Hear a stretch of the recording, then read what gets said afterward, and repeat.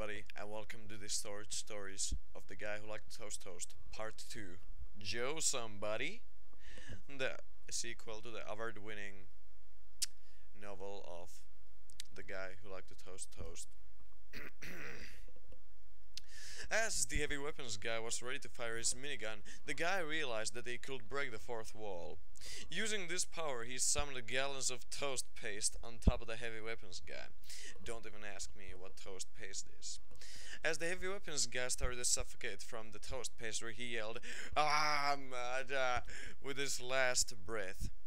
The guy started posing in a very heroic manner, since he felt like he did a heroic thing and saved the sandwich from the evil forces of the heavy weapons guy. As the guy was talking, he realized that the toast pastry kept on coming. But the guy didn't worry, since he had the ability to eat so much toast that no amount of numbers could describe it. So the guy ate all the toast pastry, which tasted really bad, since the heavy had liquefied in it.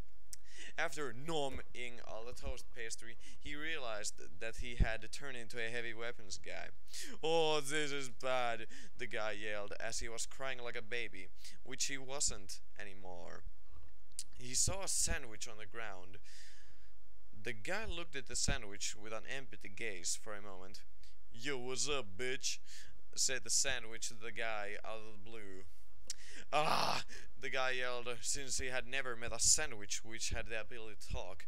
"Joe Somebody's the house, B," the sandwich is before he started to bust out some horrible rhymes. The guy looked at the sandwich fail at rapping for a moment before he decided that it would be better for the best of the mankind if he would just nom the sandwich. And that is what the guy did. As he was nomming the sandwich, a guy with a baseball bat came from behind him.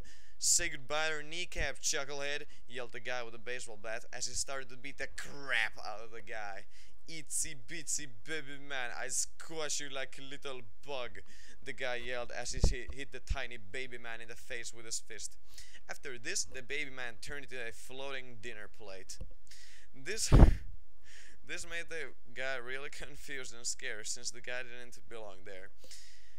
Since that thing didn't belong there. Sorry. The guy felt the same chilling presence nearby as he did at his house. Before he could do anything, a boomer floated through a wall and slapped him in the face. And after doing that, the boomer barfed on him and let out a really brog noise. Now the boomer floated through another wall. While doing that, he pooped a piece out of toast. The guy was ready to get all over that piece of toast until he realized that it must be a trap, since he had never trusted people who had saggy pants and tumors on their chin. The guy threw his chocolate bar at the piece of toast, and the toast turned to Duke Uncle. "Your liege, have mercy," Duke Uncle says, before he exploded into a rainbow of toast, bagels, and other goodies. The sandwich the guy had eaten earlier really started to make his stomach turn, and he felt like he could puke. But then the sandwich burst out of his tummy, bursting out even crappier beats. Now the guy started bleeding Kool-Aid.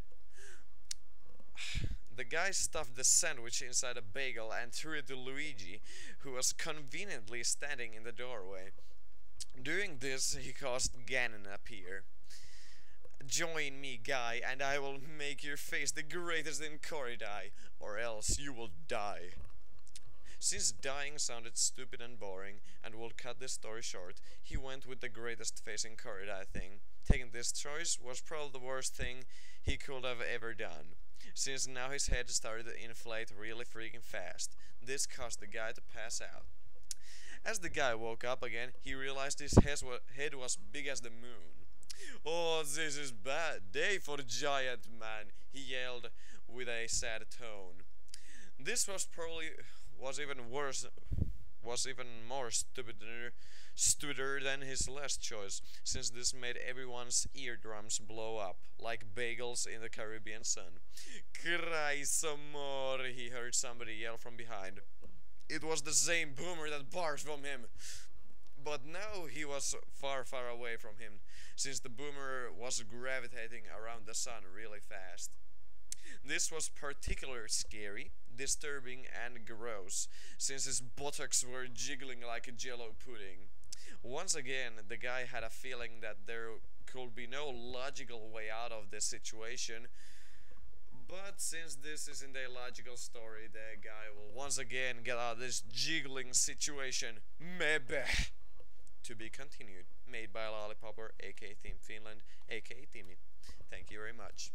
I did this video in the middle of the night, so yeah. And this was the sequel, which people said I should not make. Thank you very much. Thank you very much. But I actually made it. Thank you very much.